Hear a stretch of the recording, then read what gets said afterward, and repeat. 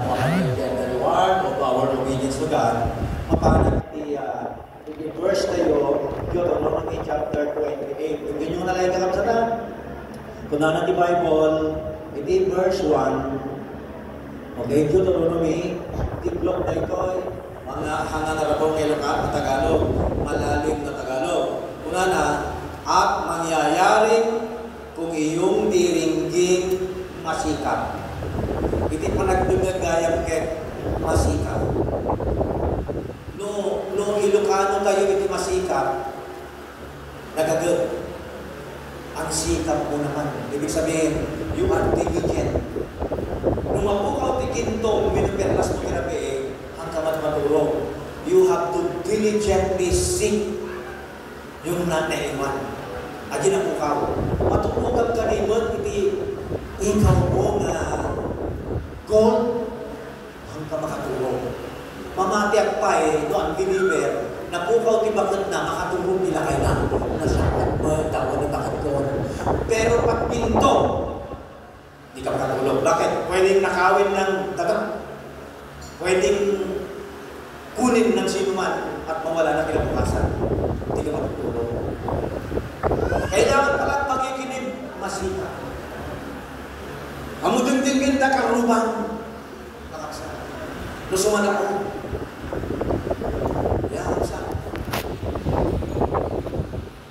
Notice po mo kat adati message, ang pinalukatan. Tanong nilukatan ko na nandiyan, agbayad kan, ti utang mo ka na, hanggang makadugtong tinasaan. Mapurpuripot ti panunod mo, kaya nabasa mo. Diyos ko, ang singer tamanin. Sumayan nyo may lata ka cellphone nyo. Yung nakayat nyo na picture problema. So kung na natin Bible, at mangyayaring kung iyong diringgin masikap, nagbayang tilo ka, ano na kumaali, kaya tilo ka, kung na nakikita, dinggin na nalaing ka, ulitay, magbilbilin ka lang ang kumain, at dapat pinipilin ang paisuna, dinggin na nalaing kung nagatampay, tatlo niya ibilbilin mo, may pasagin sa kay utot na. Yun yung word na masika. Tingin na nalain. Awan kami tisulutan, nung awan ng nagno. Inya ipiling tinagal na, nung dilinong anak mo kay hang na sumuro. Nasakit, masakit sa puso. Ano ang mararamdaman mo kapag anak mo inutusan mo o biniling mo at sumunod agad? Masaya sa puso. Sino ang kadalasan na pag lumabas ay na-aksidente ng motor? Yung pinagbabawalan ng magulang. Anak, nakainom ka, huwag kang lumabas. Ani na ang mong tagkilahon ng kamay babalik. Brum, brum, brum, brum, brum. Tayo. Tapos ang maganda, bakit mo na-discuss siya? Nakainom. Inunang kayo nito. Ito yung pinatapos niya. Tima yun Apa yan? Ang kayo nung lingkod, normal kayo tayo Makakamot ka ng kakasipiman niya ni Pastor Lula. Kawawa kami ng 4-wheel drive kapag may mga lumalabas na lang kami. Hindi kinakaluwa, hindi kinakanan, lumabas na lang. Ang biglang dumaan, inainit din yung ulo. Inaway ng misis niya. Sa amin, sa Kawayan City, sa isang kalahating taon, kulang 1,000 ang namatay sa aksidente ng motor lang. Bakit ko alam? Lagi ako nagtuturo sa mga pulis. Lagi ako nagtuturo sa mga pulis at namumonitor ko ang mga namamatay. Ngayon, sa gabi, 3 ang namatay. Bakit? Hindi nila pinapakinggan maigi yung piling ng mga magulang. Ito, piling ng Lord. Bigat ka. Masikap ang tinig ng Panginoon mong Diyos upang isagawa. Umuna, pakinggan masikap. Pangalawa, isagawa. There are two. Duwa ni kahit na po Diyos nga mapasama. Wala kang isasagawa kung walang masikap na pandinig. Magkakaroon ka lang ng magandang gawa kapag masikap ang iyong pandinig. Hamunain niya ng alin. Okay? Hamunain niya ng alin ginamit mo. At then sabi ng Bible, upang isagawa ang lahat niyang utos na aking inuutos sa iyo sa araw na ito, ay itataas ka ng Panginoon mong Diyos sa lahat ng bansa at lupa. Kita nyo, ti benepisyo, iti obedient, makikilala ka daw sa lahat ng bansa.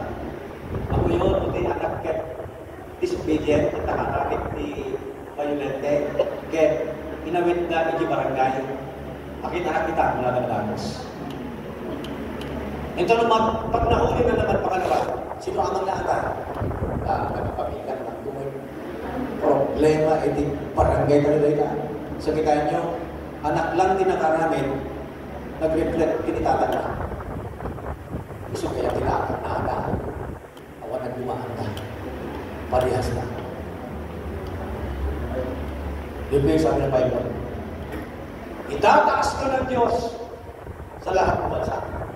Ito ang sinabi niya sa Masakay sa Verse 2. At ang lahat ng pagpapalang ito ay darating sa iyo at aabot sa iyo kung iyong diringin ang tinig ng Panginoon mong Diyos. Sa English na ginamit, and the blessing shall overtake you when you hear them and listen to the voice of God and do it. Mula sa Biblia, aabot. Ilocano, kamadon na ka. Ito English, overtaken na ka. Kapsa. Nagbayat ni feeling, apa yan? Adingay ko lang ito, oh, gusto mo doon ating blessing. Nagbayat ni feeling, di maday, ay, ako Diyos, awan pagbayat ni kurente, mamutulang kami manan. Ay, ako Diyos, tuition ni anak ko, pagpuntaan na para makakalaman. At kung problema ka, pero kung natibigyan mo, surutan ti pagayatan na, nagito'y parabol kay kamagkamahaton na ka. Amen. Nuhan mo surutan ti sa una, at sagana ka, maratang ibumbay nga mangkamkaman tinggaan. At sigir, nagiti inutang mo kakapsa ka urukan. At sigir, nagiti kambero ka inutang mo. Haan ka blessing ti kumamat kanya, di palin nga bumbay. Unang to yan ako, anak mo mayak sigir di bumbay, ibagang awanak ha? Huwag ina. Wala na ito. Di palin bumbay. Ako, sige, riyaw, nanay, andyan ba nanay mo? Wala daw nanay ko, sabi niya. Oh, praise the Lord ko na di mo ba? Muan yan! Nanay mo. Nagtulog mo, bingay, abaya, ibagang anak, awanak ha? Huwag ina. Manong bumbay, awan gano'n din na anak ko, imbaga na. Uya, praise the Lord. Kaya titikas dahil, hindi kaya lalasmog na nagsingin. Nung lumabasan, isa rayo tikawa, isa rayo amin, tanong na awan tao. Nagpanitigiging, nga kamata na sa atin, pautan ka niya. Pero nag-creative Lord, gusto mo din ibigay mo naman sa iba. Na maglugti, makong nagpimpinan, di puro sa sarili mo, Lord. At kop-kop lang di, makong Lord, marbango na, yak pa nalpas ang bilang. Hindi yung wala pang sweldo. Bayad dito, bayad doon. Kun-kun-kun na, talaga do, itiputo na, pinaligtan na ni Pastor na, kaya awan na bati sweldo na. Abaya, anda surutan di sa une ako. Inya ka din nakakabili sa une ako. Wag pakainin ang kamana. Sa Efeso. Pero yung iisang nagtatrabaho, siyang nang kumakain. Iisang nasa Hong Kong, lahat humihingi ng pera. Kahit Amerika pa yan, kahit ang sweldo niya sa isang buwan ay 400,000, nung lahat naman nagtambay, kawawa naman yung nagtatrabaho. Bakit tayo na sa Amerika na halos 5 taon, 10 taon bago magbakasyon? Iniisip nila ang gastos. More than 100,000 din pamasahe. Nagadupay pa sa lubungan ka na purong.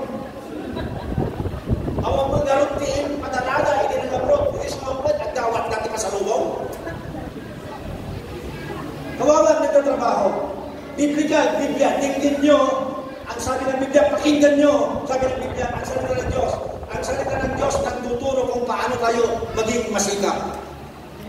Bawal ang tamad. Wato ni Mimbro, palahiyong anak muti, ang bukas ni Binggan, anak mo, linis ni Lamesa, anak mo, luto, mamangan, talyan nyo, di iwat na talong ang makapangan. Abaya, muna natin yung huwag pakainin ng tamad. At ang kanya, hindi ka nag-church, sa hindi may kinapitulis, sumidigan. Ano ba, Pastor, ano matulog ako, sumanang tulis ko. Kasama yan sa Bible. Maging masipag. Bawal ang born again, Kristiyano na tamad. Malagyan nilang biglang tinutulong sa atin. Pati kasipagan. Kasi nagiging bari ang problema nila, walang pamasahe. Hanggang kailan kayo nagsasabi na walang pamasahe.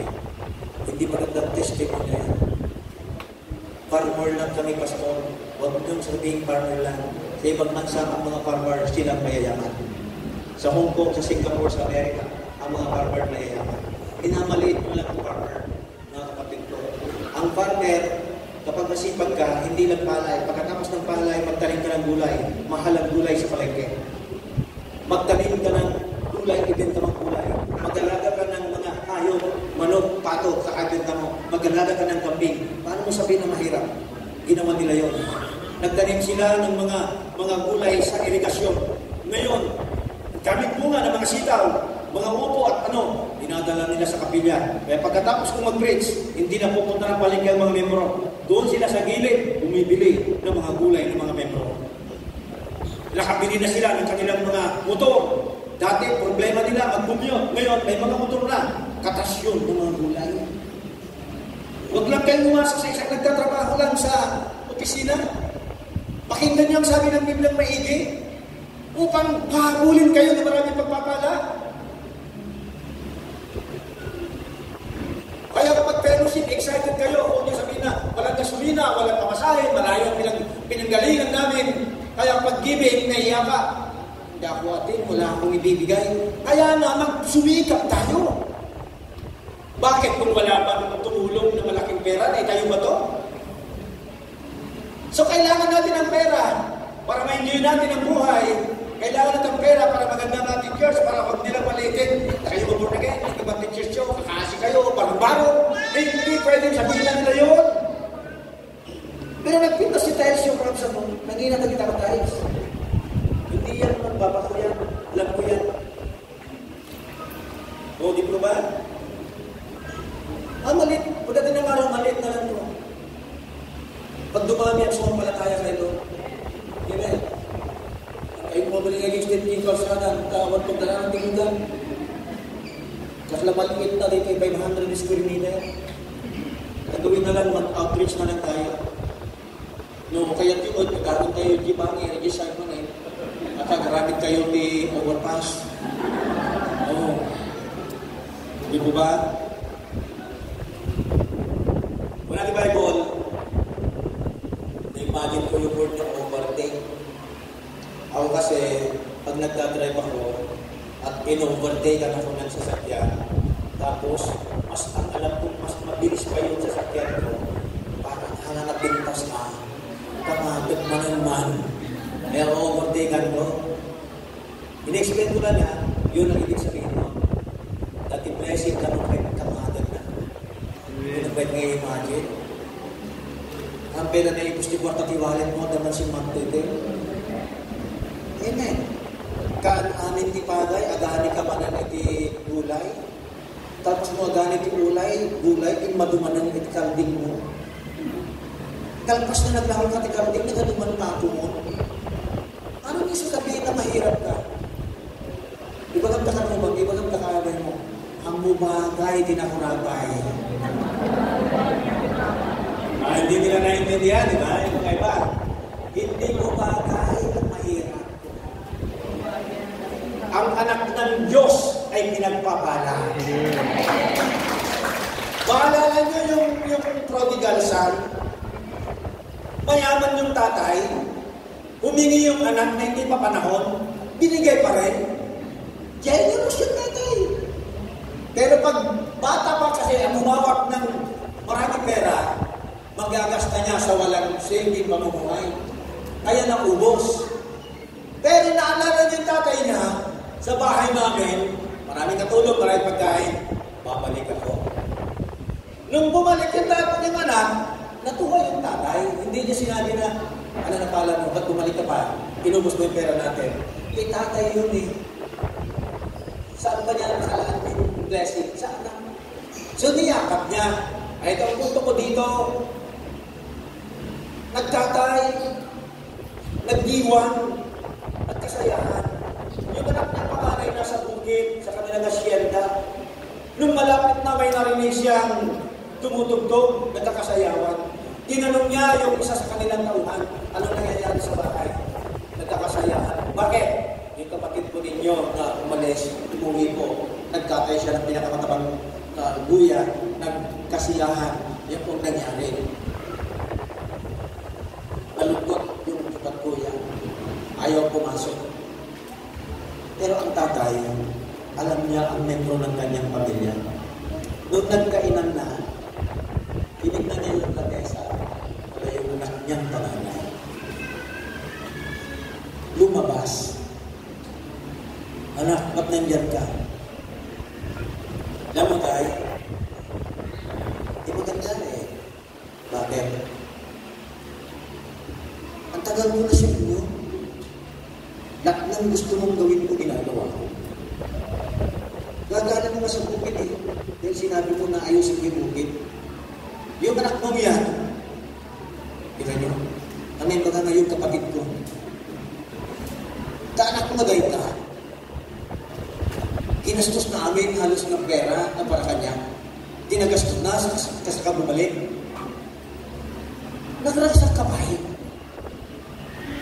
Nagpasan ka pa eh. Inimpitan pa dali ni tagutin kas kandon. Parang ganun lang yun. Inimpitan mo yung maraming tao. Samantalang ako na nagpagod, na naghirap, di mo man ako pinagkatay ng kahit isang malit na kambing. Anong sagot ni Tata? Anak, di mo ba alam na lagi kitang kasama? At lahat ng nasa akin ay sa'yo. Ganun kayaman yung tatay. Nung nagkayang relasyon mo kiniya mo Diyos, hanggang natin lareklamo, amin na kanya na, bagin mo. Amen. Everything that is mine is yours. Anak mo katang refrigerator, kanun amin na prutas, amoy magbaka niya ko, dang, mabalin mo katang refrigerator, hanan, balay mo na ito eh. Look at them.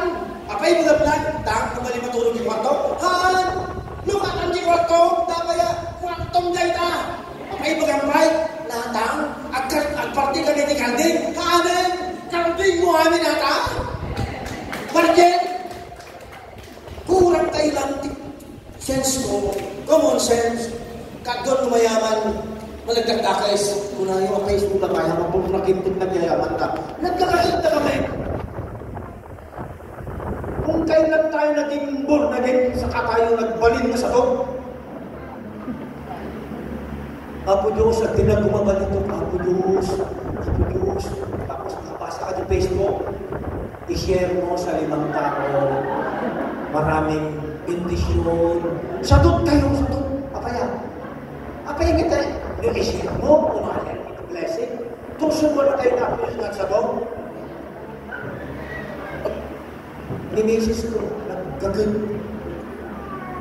Ang puli ko na nakukuhat na ang pirong ni kliyente na. Nagbagbag yung lumuhan. Apay natin baggal iti church di kawayan. Naggabit kami nga mamuhan ng evangelism. Nung nasa putak ka na sa doon, ipagkat ko na sa doon anak ko, ang kami na nagkamutitakgal na simbahan, kaya na rin sa maribo na di simbahan kayo na. Pandemic, nakanukat kami pa yung dalawang simbahan. Nung nasa doon, pastor, awan ni manukatan. Tandaan nyo. Nung nasa doon, ang asawa at anak ni pastor, awan ni manukatan. Kapag taman ang mga membro, wala ding mabubuksan. Sama-sama mang maging masipag, ang Diyos may nakalaang pagpapala. Amen! Kaya nga, hinahabol kami ngayon ng pagpapala. Actually, tatay ko US citizen. Apaya, Philippine veterans, US veterans, US citizen. Nung binata pa ako, binigyan niya ako ng yellow form. Pinapan ko daw, after 13 to 15 years, maalanak niya Amerika. US citizen na. Ako pinirmahan. Nagpastura. Bakit ito pinirmahan? Buhay ka Amerika. Nagpastura. Ako pinirmahan. Pag pinirmahan sinapit ko, matagal na ako nasa Amerika. Hindi ko na pangasawa yung misis ko. Inawas, baka tinasawa ko kayo. Pero, wala na dyan. Pinang, yung Amerika. O di anak ko doon, Amerikana. Yung luti nasawa mo lang ng taga-Pilipinas, na taga-Tagubing, yung taga-Canton, yung taga-Bangka, nakapsat na, taga-Tuwalong kaya Hawaii, taga-La Union, nakapsat. Ano, di ba ito nasawa? So, nilong amin nang i-prepara. Hindi ko pwede naman. Ako kaya dapat Amerika. Pero adihan ko kaya, ako kaya nagpasto nga. Ayaw ko pumunta ng Amerika. Nakapunta pa rin ako. 5 times na. Karabsa, doon ko nakita ang buhay. Nakapag sila yung bakasyon, nakala namin ay sobrang sila mataas. Doon ko nakita, nakapag-shifting na ng madaling araw, parang nagtatrabaho na. Samantalang tayo, madaling araw, magugulong kagay. So na hindi, may shifting sila laruan, technician ka ng dialysis. Yung mga sister natin doon, may shifting yan. Mas bukan na namin ito nag-6 trabaho na. Nakapsa, pagsibukti, ruro, ito'y patatayin tayo kay ruro. Hindi ang sipsipugan natin ruro. Tinititigan niya ang mga damo. Tapos tinitrim niya yung mga bugin-bilya. Yan ang ginagawa niya doon. Naka-salesman. Kasi pwedeng maging salesman. Saan siya nabila? Kaya mga kapatid natin na baga, Ilocos at La Union. Okay? O, sinduman ni 6,000 may saltang.